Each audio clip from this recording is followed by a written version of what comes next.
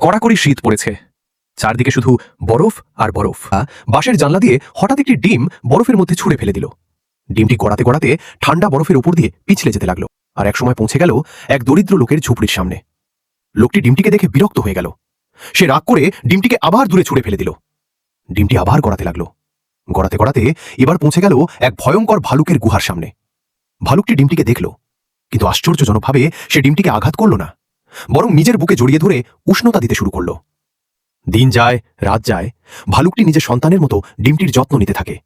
অবশেষে শীত শেষ হয়ে আসে, বরফ গলতে শুরু করে। একদিন ভালুকটি ডিমটিকে গুহার বাইরে নিয়ে এলো।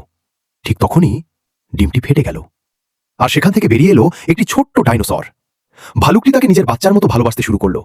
তারা একসাথে খেলতো, ঘুরে বেড়াতো, সুখে দিন কাটাচ্ছিল। কিন্তু একদিন ছোট্ট ডাইনোসরটি জঙ্গলের মধ্যে পথ হারিয়ে ফেলল। ঠিক তখনই এক বিশাল আদিম মানুষ তাকে ধরে নিয়ে গেল।